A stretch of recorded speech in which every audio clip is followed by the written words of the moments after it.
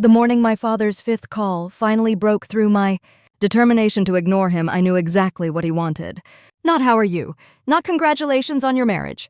Just the same cold demands that had shaped my entire childhood. And as his voice cut through the peaceful quiet of our Seattle apartment like winter wind off Lake Washington, threatening to disown me unless I chose family loyalty over my own happiness, something inside me finally cracked.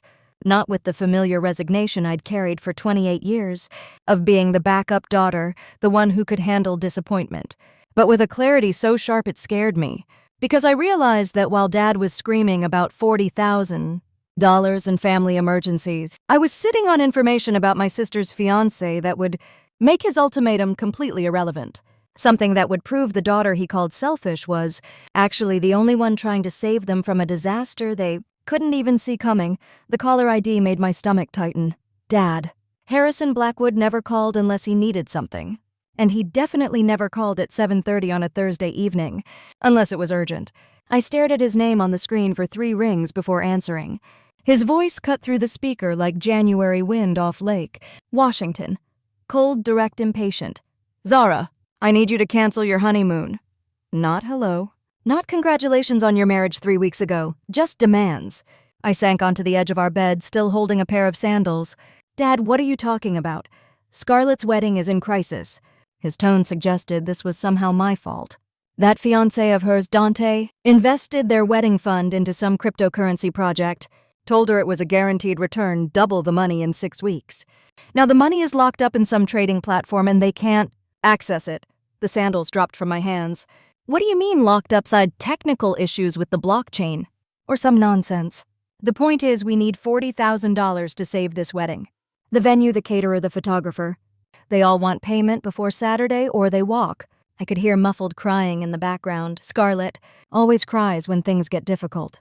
Mom's voice floated through the line, too soft and pleading, though I couldn't make out the words. "Dad, that's terrible, but Kai and I already paid for our honeymoon. The flights are non-refundable. The hotels are booked. We took time off work." "You can reschedule a vacation, Zara. Your sister only gets one wedding." The familiar weight settled on my chest. The weight of being the responsible one, the backup plan.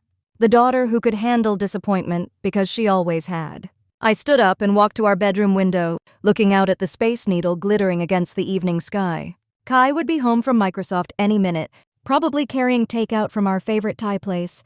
Excited to finish packing. "How much are you asking for exactly?" Was $40,000. "You and that husband of yours can afford it. Software engineers make good money. And you've got that promotion at the bank. This family has invested plenty in your education over the years." There it was. The guilt. The reminder that they had paid for my college tuition, as if that gave them permanent claim on my financial decisions. Never mind that I had graduated summa cum laude, landed a job at Pacific Northwest Bank, and paid them back every cent within 3 years of graduation. Dad, Kai, and I saved for 2 years for this honeymoon. We've been planning since before we got engaged. Plans change. Family comes first. Scarlett's voice grew louder in the background, sobbing something about her dream wedding being ruined. Mom was shushing her, making those cooing sounds she always made when Scarlett was upset. The same sounds she had never made for me. "Let me talk to Kai when he gets home." "There's nothing to talk about." Dad's voice hardened. "You cancel that honeymoon and you help your sister, or you're no longer part of this family. I'm done enabling your selfishness, Zara. You choose. Your marriage will survive missing one trip. This family might not survive losing Scarlett's happiness." The line went dead. I stood frozen by the window phone still pressed to my ear, listening to the dial tone. 28 years old, married for 3 weeks, and my father was giving me ultimatums like I was still 16. The front door clicked open and Kai's voice carried down the hallway. "Babe, I got that pad thai you love. Extra peanuts." I heard him set down the takeout bag, his keys jingling as he dropped them in the ceramic bowl by the entrance. His footsteps approached the bedroom and I quickly wiped my eyes, not even realizing I had started crying. Kai appeared in the doorway, still wearing his Microsoft badge and carrying that satisfied smile he always had after productive days. It faded the moment he saw my face. "What happened?" He crossed the room in 3 quick steps and pulled me into his arms. I breathed in his familiar scent, that mix of coffee and the cologne I had bought him for his birthday. For a moment, I just wanted to stay there safe in our bubble, pretending the phone call hadn't happened. My dad wants us to cancel our honeymoon. Kai pulled back to look at me, his dark eyes confused. What, why? I explained the whole story.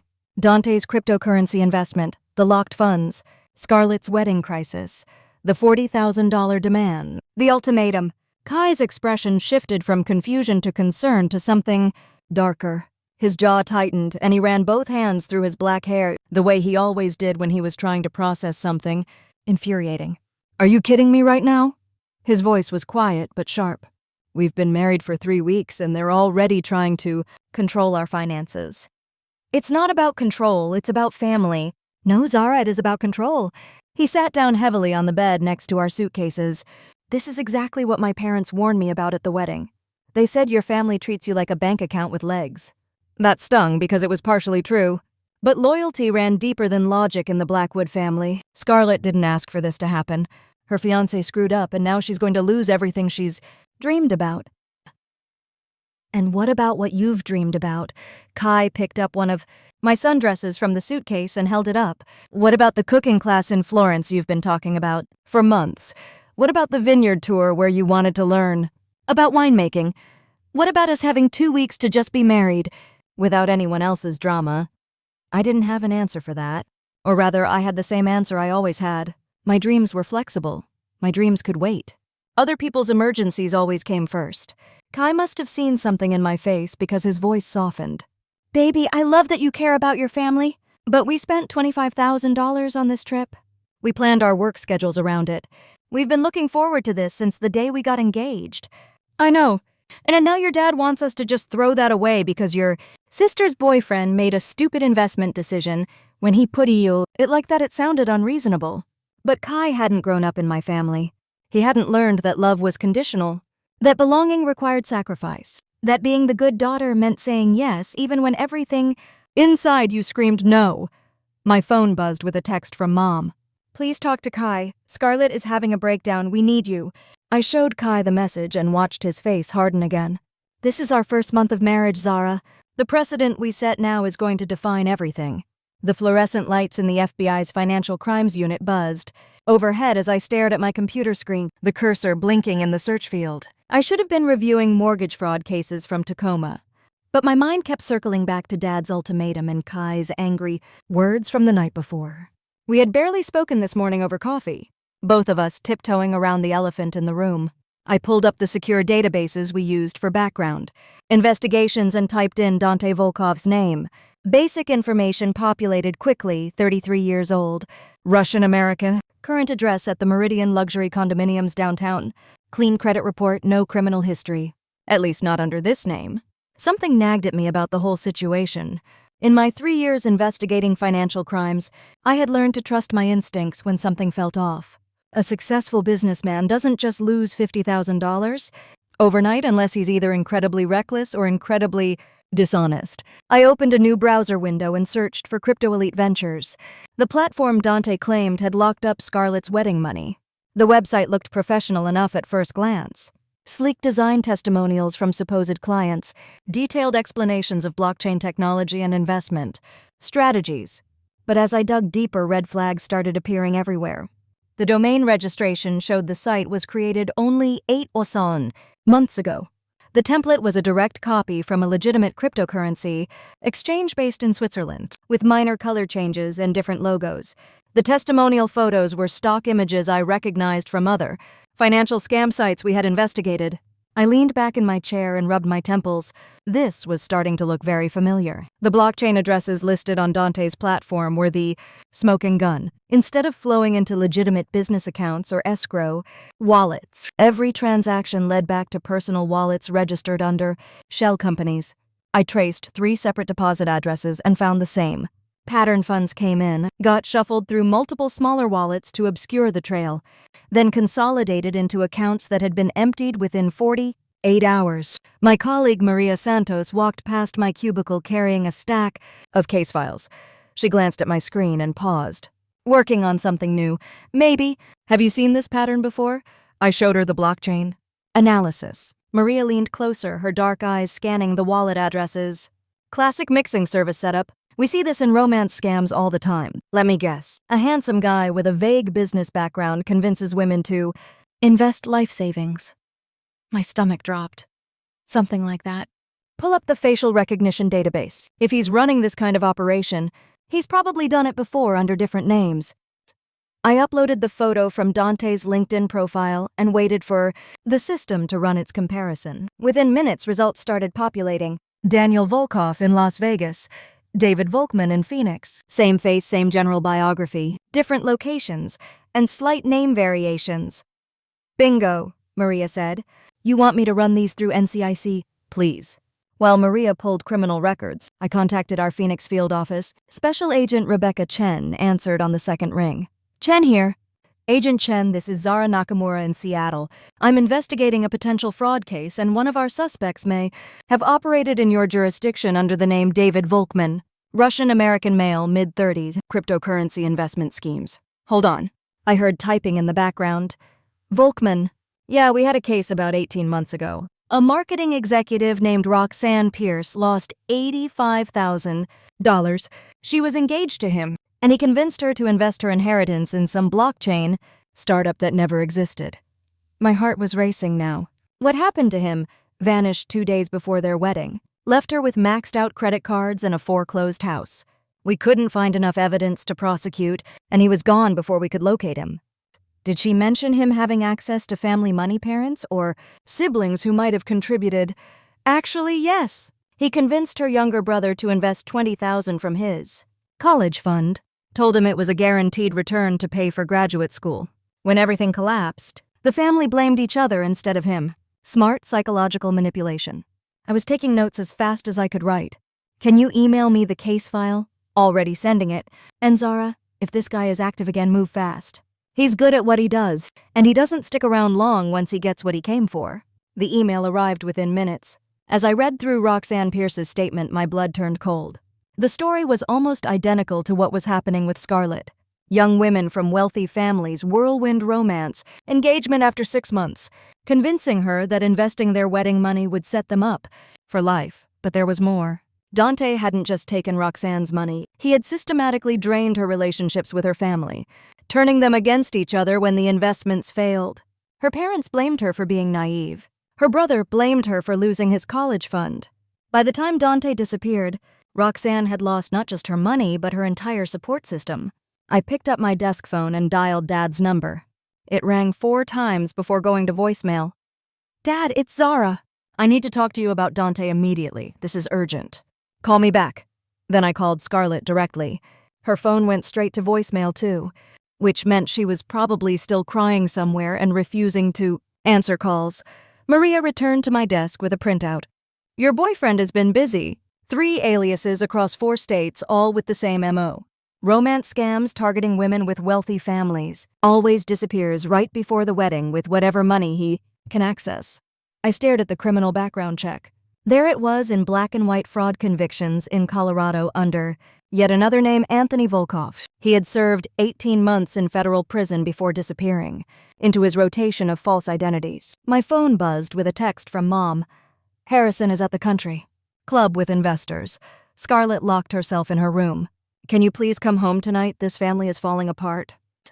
I looked at the case files spread across my desk, then at the photo of Dante smiling next to Scarlett at their engagement party. He had that same confident expression Roxanne Pierce had described, the same charming smile that convinced intelligent women to hand over their life savings. The worst part was realizing that even with all this evidence, my family probably wouldn't believe me. They never did when I tried to warn them about anything. I was always the paranoid one, the negative one, the daughter who couldn't just let people be happy. But this time I had proof. And this time, I wasn't going to let Dante Volkov destroy another family the way he had destroyed Roxanne Pierce's. The Blackwood family estate sat on 2 acres of perfectly manicured lawn in Bellevue's most exclusive neighborhood, where tech executives and old money families lived behind wrought iron gates and privacy hedges. I had grown up here, but coming back always made me feel like a visitor in someone else's life. Mom opened the front door before I could knock, her blonde hair perfectly styled, despite the supposed family crisis. She pulled me into a tight hug that smelled like Chanel Gnome. 5 in desperation. Thank God you're here. Your father is in his study with Dante going over investment portfolios. Scarlett finally stopped crying, but she won't eat anything. I followed her through the marble foyer, past the oil paintings of stern-faced Blackwood ancestors who had built their fortune in timber and real estate. The house felt exactly the same as it had when I was 16, impressive cold. Designed more for entertaining clients than raising children. Where is Scarlett? Upstairs getting ready. Dante is taking her to dinner at Canlis tonight. He says celebrating is important even during difficult times. Of course he did. Nothing said financial responsibility like a $300 amaze per person dinner while begging family members for $40,000. We found Dad in his mahogany-paneled study, leaning over his desk while a man in an immaculate Armani suit pointed at something on a laptop screen. This had to be Dante Volkov, and I had to admit he looked the part of a successful entrepreneur. Tall, athletic-build dark hair styled with expensive pomade, and a Patek Philippe watch that probably cost more than most people's cars. Zara. Dad looked up with that forced smile he used when he was trying to manage family dynamics. Come meet Dante. Dante, this is my older daughter, the FBI agent. Dante stood and extended his hand with practiced confidence. His grip was firm, his eye contact steady, his smile perfectly calibrated to suggest both respect and charm. The famous Zara. Scarlett talks about you constantly. Brilliant sister working for the government, keeping us all safe from the bad guys. His accent was subtle but noticeable, Eastern European softened by years in America. Everything about his presentation screamed success and legitimacy, from his tailored suit to his confident posture. If I hadn't spent the afternoon researching his criminal background, I might have been impressed. Nice to meet you, Dante. I understand you're in cryptocurrency investment. Among other things, I run Crypto Elite Ventures, but we also have interests in fintech startups, blockchain infrastructure, even some traditional real estate development. Diversification is key in this market. Dad gestured to the chairs around his reading table. Dante was just showing me some of the opportunities available to accredited investors. The returns are incredible, Zara. Nothing like the conservative portfolios you see at traditional banks. Dante pulled up a PowerPoint presentation on his laptop and swiveled the screen toward me. The slides were professionally designed, full of charts and graphs showing projected returns of 300% over 6 months. Terms like institutional-grade security and regulatory arbitrage opportunities filled the bullet points. This is our flagship product, Dante explained. Clicking through slides. Pre-IPO blockchain tokens with exclusive access for qualified investors. We have partnerships with financial firms in Singapore and Switzerland, allowing us to offer opportunities that aren't available through conventional channels. I leaned forward, putting on my most interesting expression. What blockchain protocol are you using for smart contracts? Dante's smile didn't waver, but I caught the slight pause. We use proprietary algorithms that optimize across multiple protocols depending on market conditions. But specifically, are we talking Ethereum Solana or something else entirely? And how are you handling gas fees with the current network congestion? Another pause, longer this time. The technical implementation varies based on our institutional partners' requirements. We focus more on the strategic outcomes than getting bogged down in the technical weeds. I nodded as if this made perfect sense. An SEC registration, I assume these token offerings are properly filed with the appropriate regulatory bodies. We operate in regulatory arbitrage zones that allow us to maximize returns while maintaining compliance. He was using more buzzwords now with less specific detail. Our legal team handles all the regulatory aspects so our investors can focus on the opportunities. Before I could ask another question, Scarlett appeared in the doorway like a vision from a fashion magazine. She wore a black cocktail dress that probably cost more than my monthly rent, her auburn hair cascading in perfect waves over her shoulders. At 25, she had the kind of effortless beauty that made photographers follow her around at charity events. Dante, baby? Are you ready? She glided across the room and slipped her arm through his. Hi, Zara. I didn't know you were coming tonight. I wanted to meet your fiance and hear about this investment situation. Scarlett's expression hardened slightly. It's not a situation, it's a temporary liquidity issue.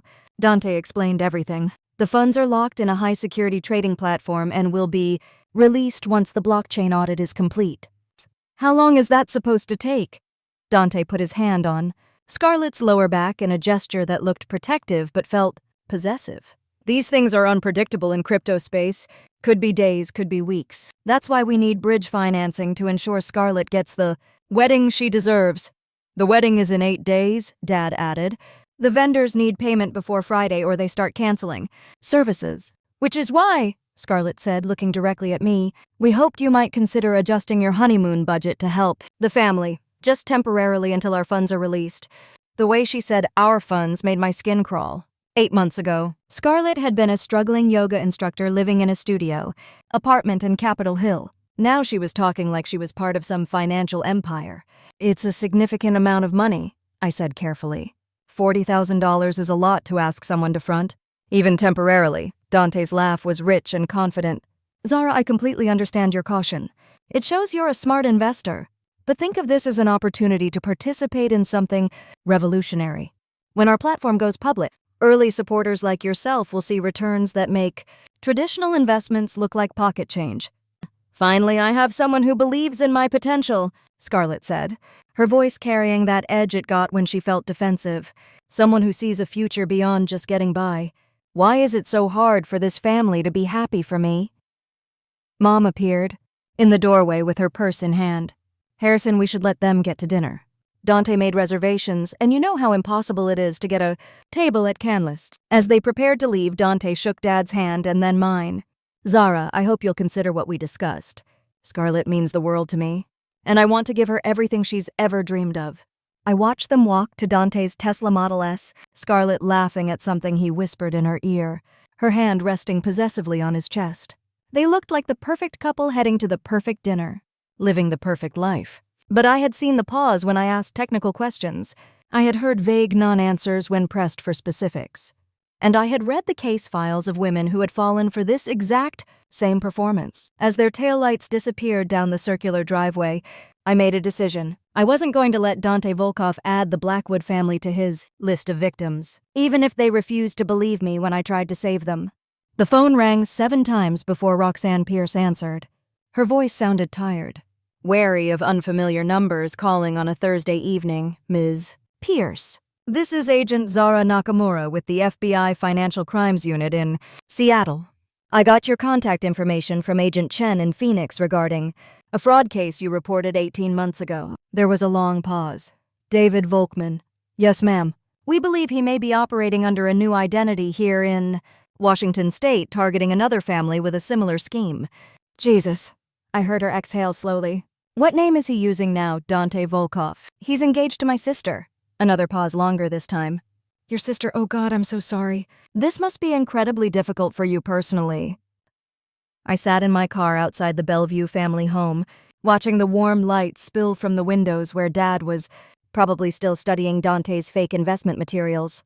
Can you tell me exactly what happened in your case? I need to understand his pattern. Roxanne's story unfolded over the next 30 minutes. And every detail made my stomach sink deeper. Dante had used the identical crypto platform story, promised the same 300% returns, even showed her the same fake CEO videos I had flagged in my research. He had proposed after 8 months of dating, convinced her parents to co-sign a loan for what he called a wedding investment opportunity, and vanished 3 days before their supposed wedding. The total damage was $125,000. Roxanne said, her voice steady but hollow. 85 from my inheritance, 40 from the loan my parents co-signed. He cleaned out our joint checking account the morning he disappeared, even took the wedding gifts that had already been delivered. What did the FBI investigation find? Sophisticated operation, offshore accounts in multiple jurisdictions, money laundering through cryptocurrency exchanges, fake business registrations across 4 states. Agent Chen said it was one of the most complex romance fraud cases she had worked on, but the evidence was too scattered across jurisdictions to build a solid prosecution case. I was taking notes as fast as I could write. But there is an ongoing federal investigation. 18 months. Now. They've identified at least 6 other victims across the country, but David or Dante or whatever he's calling himself is smart about staying ahead of law enforcement. New identity every 12 to 18 months. New geographic region. Always targeting women from wealthy families. My phone buzzed with a text from Mom, Scarlett and Dante back from dinner. They want to discuss the investment opportunity with you tomorrow. Miss Pierce, do you have contact information for Agent Chen? I'd like to coordinate with the existing investigation. I'll text you her direct number. But Agent Nakamura, please be careful. This man is dangerous in ways that go beyond financial fraud. He's a psychological manipulator. He made me believe my own family was conspiring against our happiness. By the time he disappeared, I had burned bridges with people I loved because I was defending him against their concerns. After ending the call with Roxanne, I immediately dialed Agent Sarah Chen in Phoenix. Chen here. Agent Chen, this is Zara Nakamura in Seattle. I just spoke with Roxanne Pierce about the David Volkman case. And you think you found him? I'm certain of it. Same MO, same platform, same investment pitch. He's engaged to my sister and has convinced my family to pressure me for $40,000 to cover wedding expenses after he supposedly invested their money in crypto. Your sister. Agent Chen's voice carried the same sympathy Roxanne had shown. That complicates things legally and personally. I want to help build the case. I have access to the family, professional expertise in financial fraud investigation, and personal motivation to see this through. There was typing in the background. What's your current assignment in Seattle? Financial Crimes Unit. Mortgage fraud and white-collar investigations. I've been with the Bureau for 3 years. Okay, here's what I can share unofficially. We've been tracking multiple aliases for this individual across a federal investigation spanning 5 field offices. The problem is he's careful about never leaving enough evidence in one jurisdiction for prosecution. We need documentation of active fraud, not just suspicious activity. What would constitute sufficient evidence? Wire transfer. Records showing movement of victim funds to accounts he controls. Recorded conversations where he makes specific false statements about investments or returns. Documentation proving the platforms he uses are fraudulent. The challenge is getting that evidence without entrapping him or violating his civil rights. I understood the legal constraints, but I also understood something Agent Chen probably didn't. He's planning to disappear right after the wedding. That gives us 8 days, which is both an advantage and enormous pressure. If we move too early and tip him off, he vanishes and resurfaces with a new identity in a different state. If we wait too long, he's gone with your family's money and we're back to square one. What if I can get him to demonstrate the platform fraud directly, show me the fake accounts, the non-existent investments, maybe even try to transfer family money while I'm present? That would be incredibly valuable evidence, but also incredibly dangerous for you personally. This individual has shown a pattern of violence when cornered. Roxanne Pierce didn't mention this, but David Volkman was arrested for domestic assault in Colorado before disappearing. The charges were dropped when the victim recanted, but the arrest report suggests he can become physically aggressive when his schemes are threatened. My hands tightened on the steering wheel. The warm lights of my childhood home suddenly looked more ominous. What kind of informal cooperation can we establish? I can share intelligence from the existing investigation to help you identify red flags in dangerous situations. You can document anything suspicious you observe and pass it through appropriate channels. But Agent Nakamura, I need to be clear about the boundaries here. You cannot conduct an unauthorized investigation of a subject. You cannot entrap or coerce him into criminal activity. And you absolutely cannot put yourself at physical risk without proper backup and legal authority. Understood. One more thing. Has he asked your family to provide personal financial information?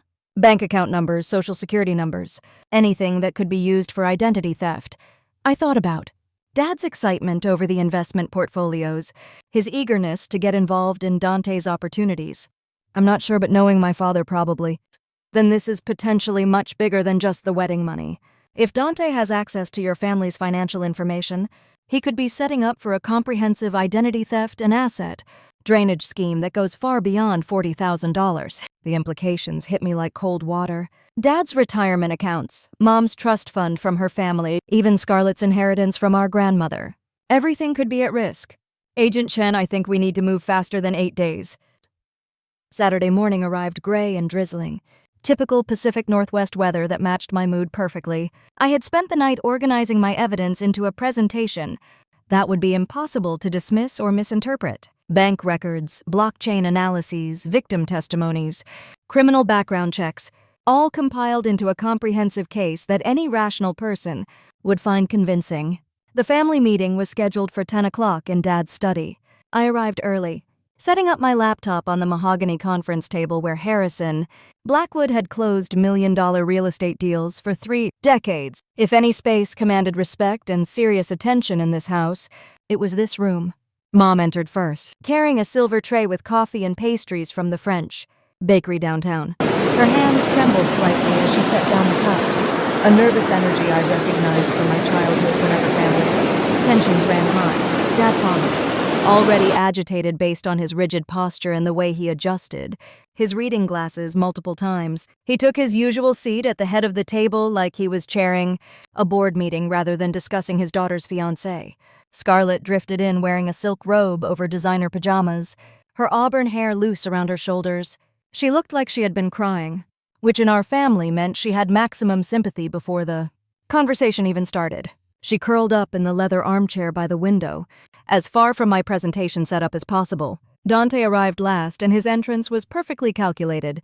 He wore khakis and a navy blue sweater that suggested casual weekend relaxation while still looking expensive and put together.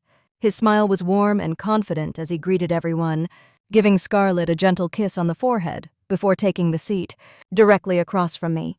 "Thank you all for making time this morning," I began, opening the laptop and connecting it to the room's television screen. "I have some important information about Dante's business operations that affects the family's financial planning." Dad leaned back with arms crossed. "This better not be another one of your paranoid conspiracy theories. Zara, I want everyone to see the evidence before making any judgments." The first slide appeared on the screen, Dante's Crypto Elite Ventures website alongside identical layouts from known fraud operations.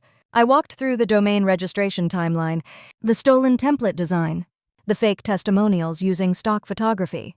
This platform was created 8 months ago using copied content from legitimate cryptocurrency exchanges. The supposed CEO in these promotional videos shows signs of deepfake technology, artificial intelligence used to create fake video testimonials. Scarlett shifted uncomfortably in her chair but said nothing. Mom sipped her coffee with deliberate focus, avoiding eye contact with anyone. Dad stared at the screen with growing irritation. I clicked to the next slide showing blockchain transaction records.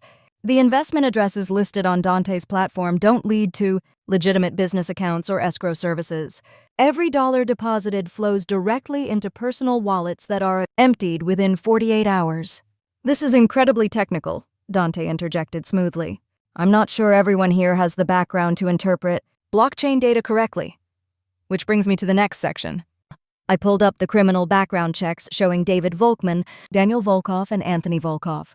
Same face across multiple identities. Fraud convictions in 3 states.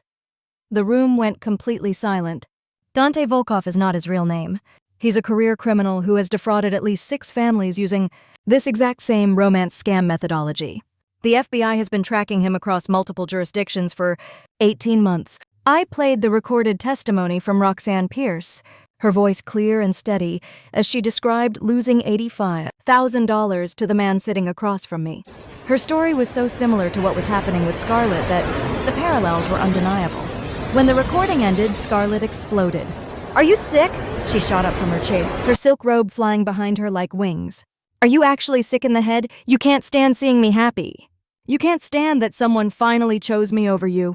She grabbed her wine glass from the side table and hurled it across the room. It shattered against the bookshelf.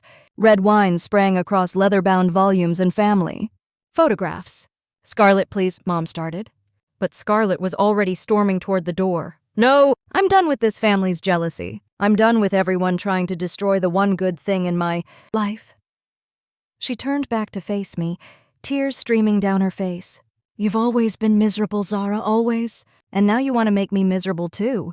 The study door slammed behind her with enough force to rattle the windows. Dad's face had turned dark red, the color it got when his blood pressure spiked during stressful business negotiations.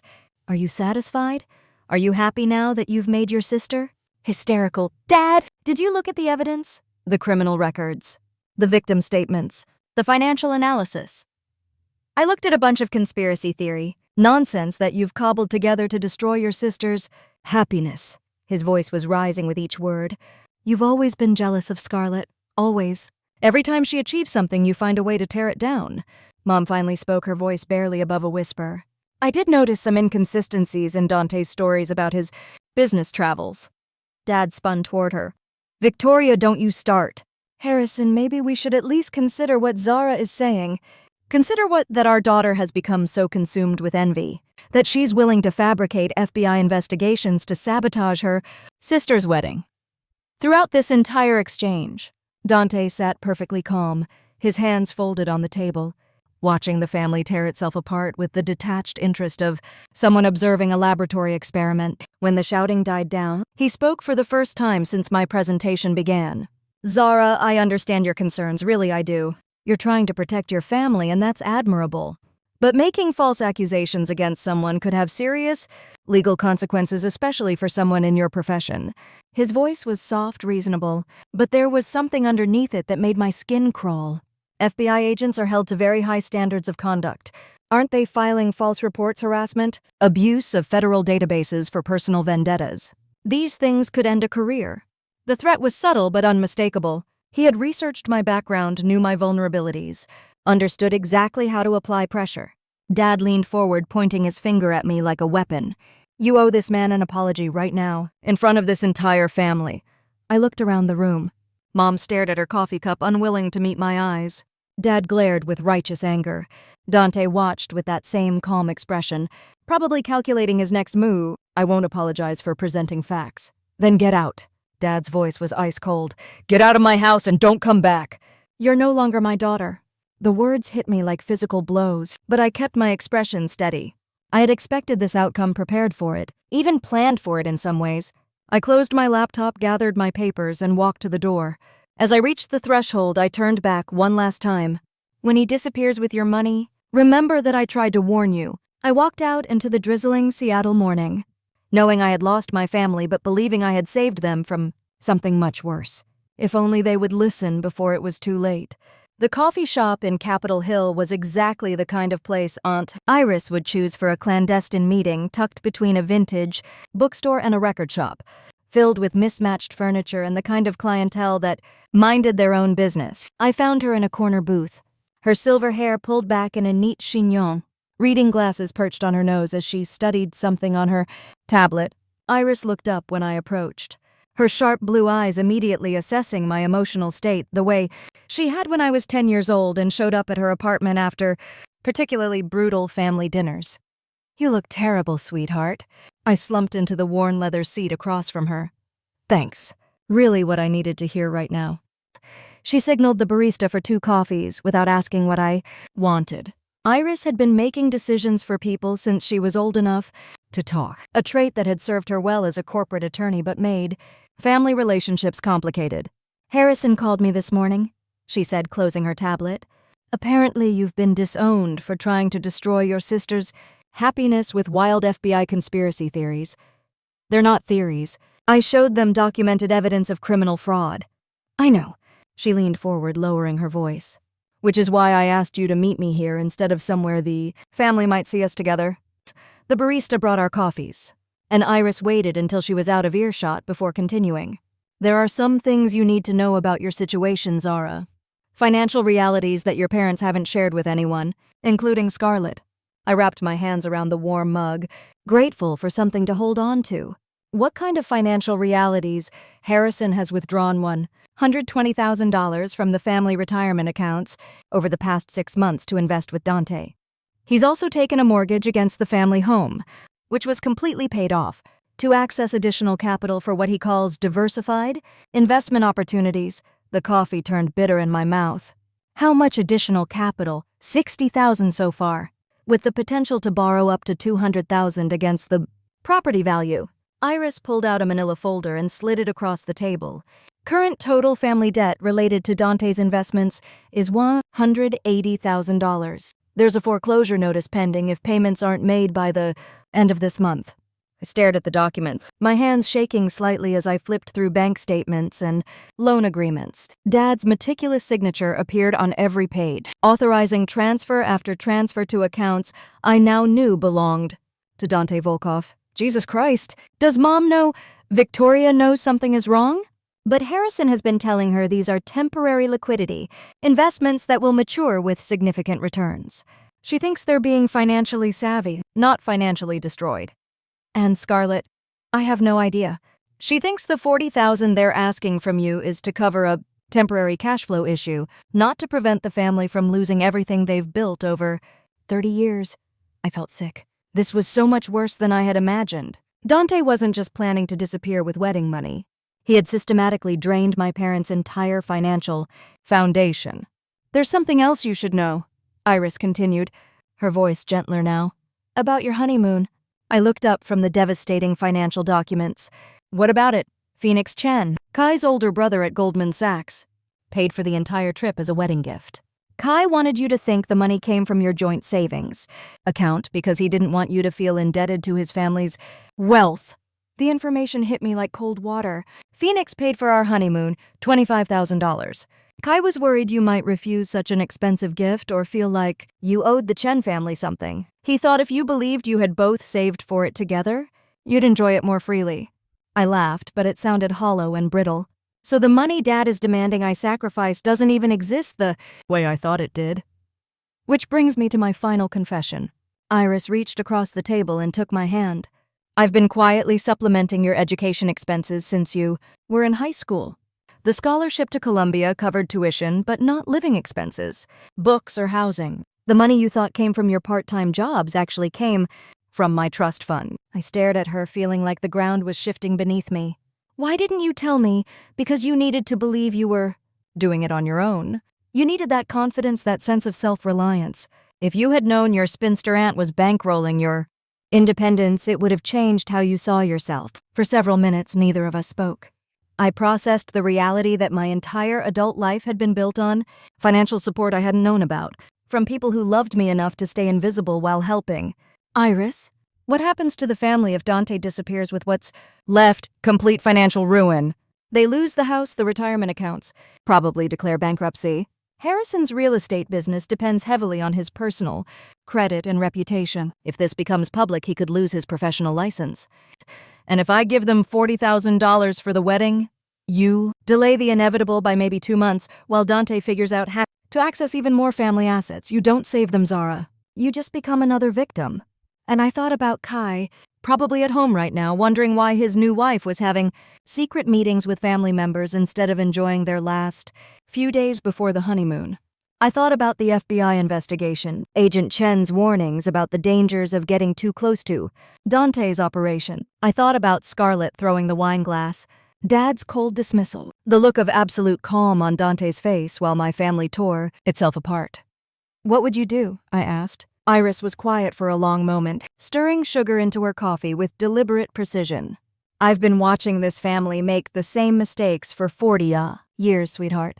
They choose comfort over truth, appearance over reality, enabling over accountability. Sometimes helping people means letting them face the consequences of their choices, even if those consequences destroy them. Even then, because the alternative is enabling a pattern that will destroy them. Anyway, just more slowly and with more collateral damage. I looked out the coffee shop window at the gray Seattle afternoon, people hurrying past under umbrellas and raincoats, everyone focused on their own immediate concerns. Somewhere across town, Dante was probably charming my parents with more investment opportunities while planning his exit strategy. Somewhere else, Kai was wondering if his new wife was going to choose her toxic family over their marriage. And I was sitting in a coffee shop, learning that everything I thought I knew about my own independence had been an illusion, trying to decide whether to save people who didn't want to be saved. The weight of the decision settled over me like fog rolling in from Puget Sound, heavy and inescapable. The law office of Morrison & Associates occupied the 32nd floor of a glass tower downtown, with floor-to-ceiling windows offering panoramic views of Elliott Bay. Sage Morrison looked exactly like what Central Casting would order. For a securities fraud attorney, sharp gray suit, perfectly styled silver hair, and the kind of confidence that came from winning cases against white-collar criminals for 20 years. Agent Sarah Chen had flown up from Phoenix specifically for this, meeting her presence lending federal weight to what we were planning.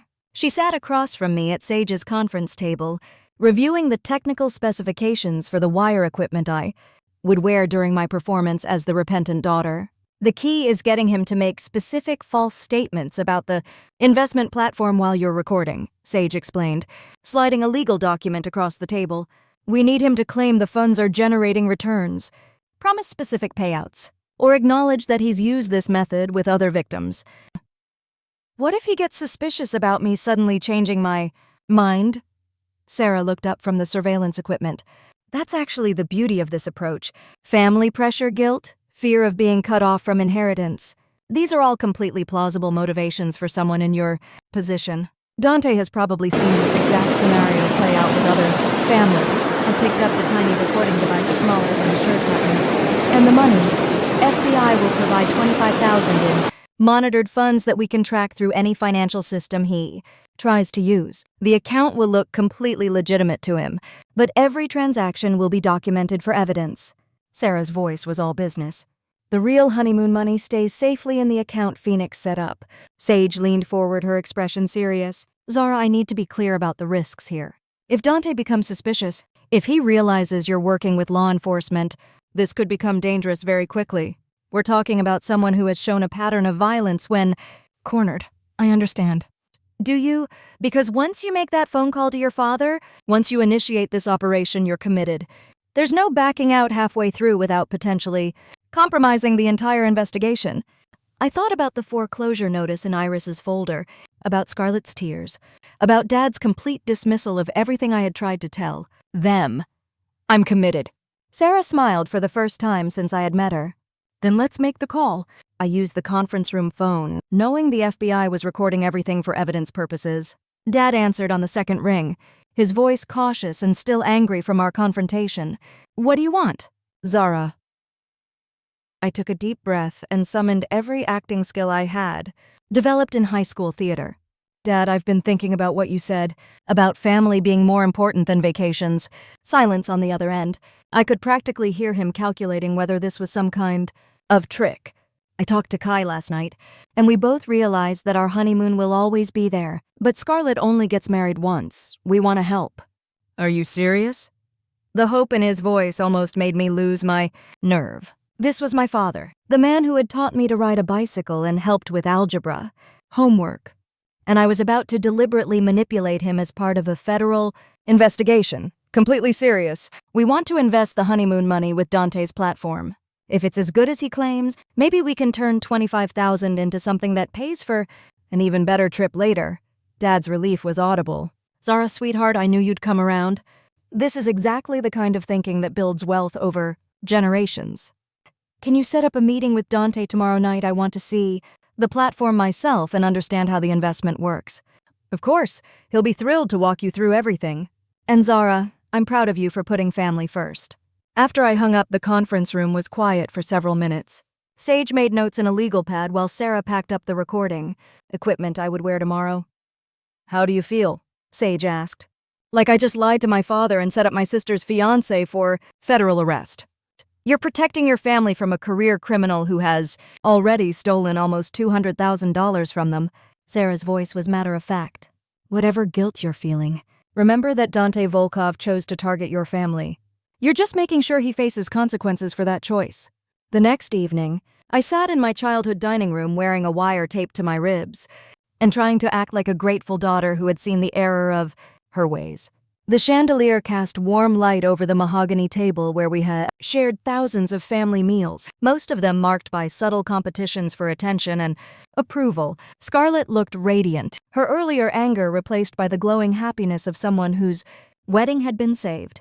She kept squeezing Dante's hand and smiling at me like I was her favorite person in the world. Zara, I owe you such an apology, she said, reaching across the table to touch my arm. I was so stressed about the wedding that I completely overreacted to your concerns. You were protecting someone you love. I understand that. Dante watched this reconciliation with obvious satisfaction, probably calculating how much additional money he could extract now. That family unity had been restored. Zara, I want you to know how much I appreciate your willingness to be part of our investment community. Not everyone understands the opportunity we're building here. I'd love to see exactly how it works before I commit funds. He pulled out his laptop with practiced showmanship, angling the screen so everyone could see the sophisticated trading interface. Numbers scrolled past in real time showing cryptocurrency prices, profit percentages, account balances that looked impressive enough to convince anyone who didn't know they were completely fabricated. This is our proprietary trading dashboard, Dante explained, clicking through screens that showed fictional transaction histories and profit projections. As you can see, our algorithms have generated consistent returns across multiple market conditions. I leaned forward, making sure the wire captured every word. Have other investors seen similar results? Absolutely. We have clients who started with small amounts like yours and now have seven-figure portfolios. The key is getting in early, before the platform becomes too well known. Dad nodded enthusiastically. That's exactly what I've been telling Victoria. This is a ground floor opportunity. How quickly can funds be transferred? I asked. If I'm going to do this? I want to take advantage of the current market conditions. Dante's eyes lit up. We can process your investment tonight if you're ready. There's actually a limited time opportunity expiring this weekend that I'd hate for you to miss. Sarah had coached me on this moment. The pressure to move money quickly was a classic fraud indicator. And getting Dante to admit it on tape was crucial evidence. What happens if I wait until next week? Unfortunately, this particular investment vehicle has restricted access. If you're not in by Sunday, the opportunity closes for the next 6 months. Perfect. I made a show of considering the decision, then nodded. Let's do it. I want to support Scarlett's future. As Dante walked me through the fake investment process, explaining terms that sounded impressive but meant nothing, I felt the wire recording every lie. When he mentioned expanding operations after the wedding, when he referenced other successful clients, when he promised returns that no legitimate investment could guarantee, all of it went directly to FBI surveillance. By the time I left my parents' house that night, we had enough evidence to support multiple federal fraud charges. The trap was set perfectly, and Dante Volkov had walked right into it. The vineyards of Woodinville stretched beneath gray October sky, their leaves turning amber and gold in what should have been the perfect backdrop for Scarlett's dream wedding. I stood at the edge of the parking area watching luxury cars arrive at the Chateau Saint Michel Event Center. Guests dressed in their finest attire for what they believed would be a celebration of love and new beginnings. My phone buzzed with a text from Sarah Chen. Subject still missing. The flight to Nassau departed 3 hours ago. Warrant issued, Interpol notified. Ready when you are. I smoothed my navy blue dress and checked my watch. 1 hour until the ceremony was supposed to begin, and the groom was somewhere over the Atlantic Ocean with every dollar my family had accumulated over 30 years. Sage Morrison pulled up in her black Mercedes, Agent Chen in the passenger seat. Both women wore the kind of serious expressions that suggested this was no longer about preventing a crime, but about delivering justice after the fact. Any word from the family? Sage asked as they joined me near the vineyard entrance. Dad's been calling Dante all morning. Scarlett is in the bridal suite having what Mom described as a panic attack. The guests are starting to ask questions. We walked through the vineyard toward the main building, past white chairs arranged in perfect rows facing an altar decorated with thousands of dollars worth of flowers. The irony wasn't lost on me that Harrison had financed this entire production with maxed-out credit cards, betting everything on Dante's promise that the investment returns would cover the expenses. Inside the bridal suite, we found chaos barely contained behind French provincial furniture and silk curtains. Scarlett sat on a velvet settee in her designer wedding gown, a creation of ivory lace and pearl beading that probably cost more than most people's cars. Her makeup was streaked with tears, her perfectly styled hair coming undone as she clutched her phone. Like a lifeline. He's not answering, she kept repeating to Mom, who hovered nearby, wringing her hands. Dante always answers his phone, always. A dad paced by the windows, a crystal tumbler of whiskey in his hand despite the early hour.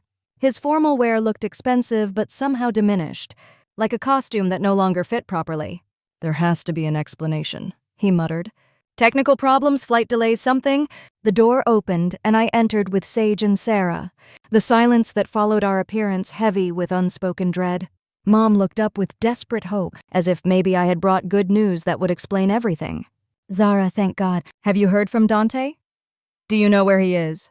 I looked around the room at my family, these people who had shaped my entire life through their choices and rejections, their favoritism and dismissals. In a few minutes, their world was going to collapse completely, and I was going to be the one holding the sledgehammer. Mom, Dad, Scarlett, I need you to sit down. Something in my voice made them all freeze. Scarlett's phone fell silent in her lap. Dad set down his whiskey glass with trembling hands. These are Attorney Sage Morrison and FBI Agent Sarah Chen. They're here because Dante Volkov has been arrested in absentia on federal fraud charges.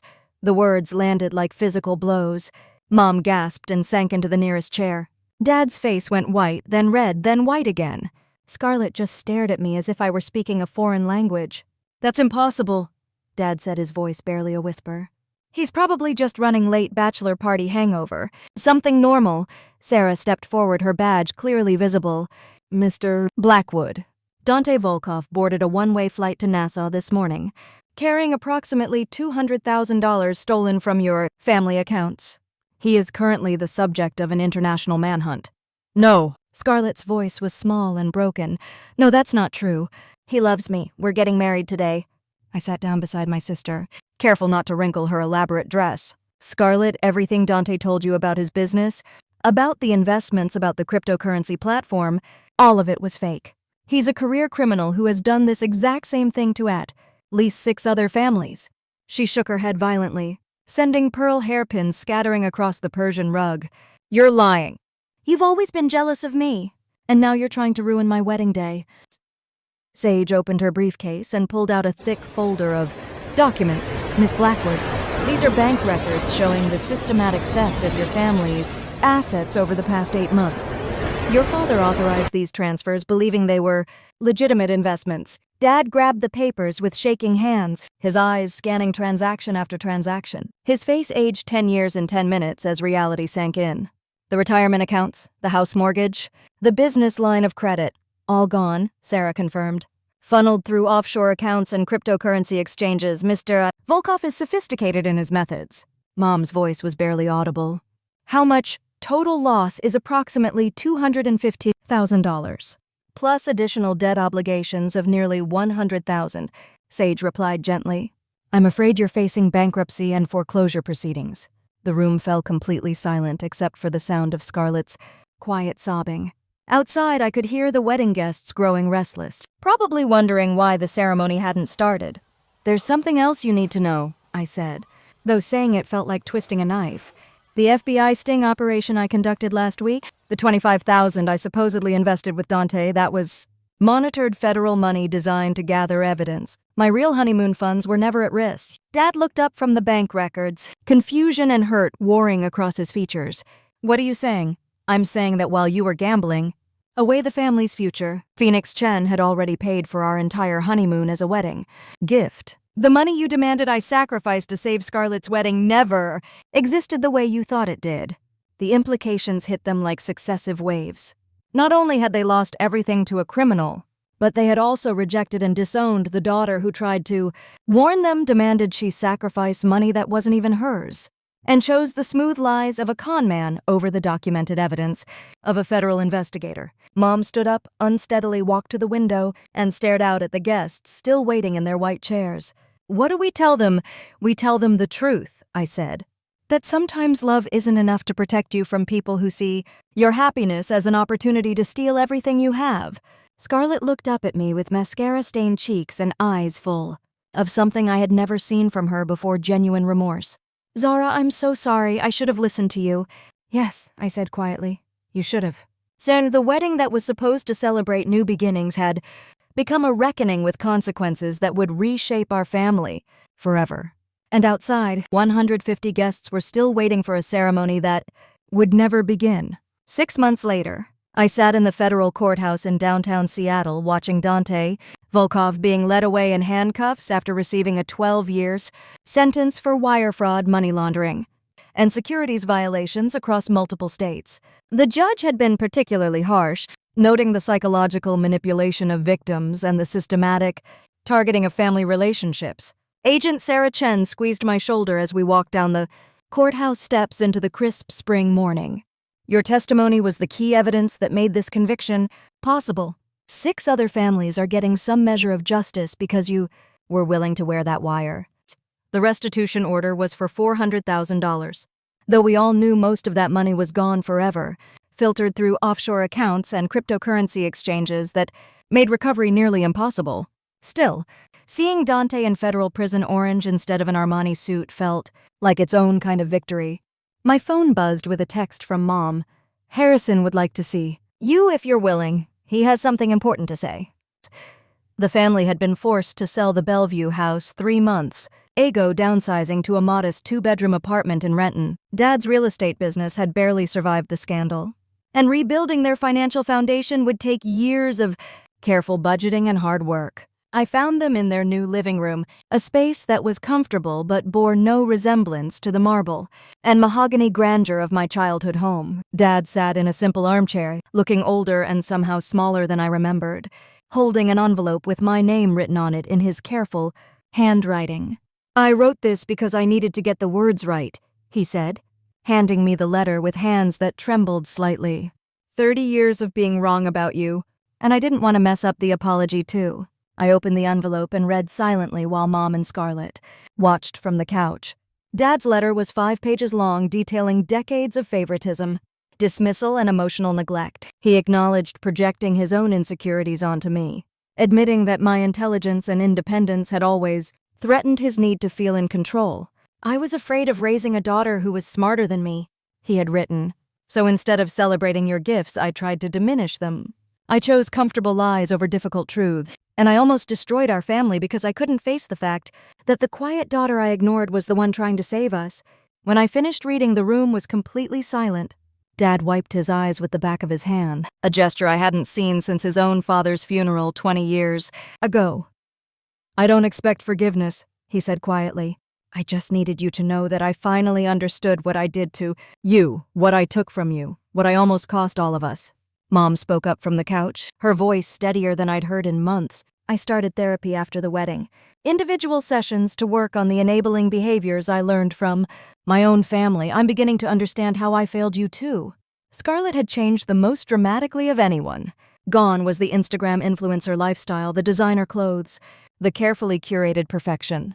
She wore jeans and a simple sweater, her hair pulled back in a ponytail, looking more like the sister I remembered from childhood than the social media persona she had constructed. "I got a job at a marketing firm downtown," she said. "Entry-level, nothing glamorous, but it's honest work. I'm learning what it means to earn things instead of just expecting them." She paused, picking at the edge of a throw pillow. "Zara, I spent so many years resenting you for being everything I thought I wasn't. Smart, capable, independent. I didn't realize until it was almost too late that those weren't things to compete with. They were things to admire." Later that evening, I sat with Kai in our apartment overlooking the Sound, finally planning the Tuscany honeymoon we had postponed during the family crisis. The travel brochures were spread across our coffee table, images of vineyards and cooking classes and ancient hilltop towns that promised the peace we had been denied 6 months ago. "Phoenix wants to visit next weekend," Kai said, looking up from his laptop where he was booking wine tours. "He said he has something he wants to explain about the wedding gift." When Phoenix arrived that Saturday, he carried himself with the same quiet confidence that ran in the Chen family, successful but never flashy. Over dinner at our favorite restaurant, he finally revealed his philosophy about supporting family without creating obligation. "When someone you love is building something important, you help if you can," he said simply, "but you do it invisibly, so they can take pride in their accomplishment. The moment it becomes about what you gave instead of what they achieved, you've stolen something precious from them." He looked directly at me. "Kai told me about your family situation, how they demanded you sacrifice something that wasn't even yours to sacrifice. I wanted you to know that gift had no strings attached. Your marriage, your choices, your independence, those belong to you." 3 months later, I established the Invisible Child Foundation, a scholarship program for academically gifted students from dysfunctional families. The first recipient was a brilliant 17-year-old girl whose parents had never attended a single school event, but who had earned a full ride to MIT through sheer determination. Standing at the scholarship presentation ceremony, I thought about Aunt Iris, who had quietly funded my education without needing credit. I thought about Phoenix, who had paid for our honeymoon without expecting gratitude. I thought about the power of invisible support, help given freely without the expectation of control. The family therapy sessions continued monthly, sometimes painful but always honest. Dad was learning to celebrate accomplishments without trying to take ownership of them. Mom was confronting the generational patterns that had made her an enabler rather than a protector. Scarlett was building authentic self-worth that didn't depend on external validation. As for me, I had found something I never expected to have: peace. Not the fragile peace that comes from avoiding conflict, but the deep, steady peace that comes from knowing who you are and refusing to apologize for it. Kai and I finally took our honeymoon to Tuscany that fall, 2 weeks of cooking classes and wine tastings and long conversations about building a life together that honored both our backgrounds while creating something entirely our own. We talked about children someday, about the kind of family environment we wanted to create, about breaking cycles that had damaged previous generations. The greatest victory wasn't revenge against the family that had dismissed me for so many years. The greatest victory was learning that sometimes the most courageous thing you can do is walk away from people who refuse to see your worth and build a life surrounded by those who do. If you've experienced family financial manipulation or been dismissed when trying to protect loved ones from scams, share this story to raise awareness. Sometimes the people who claim to love you most are the ones least willing to hear hard truths when those truths threaten their comfortable illusions. Subscribe for more real-life stories about setting boundaries, protecting yourself from toxic relationships, and finding the strength to choose your own path when family loyalty becomes self-destruction. Your worth isn't determined by those who fail to see it, but by your courage to see it in yourself.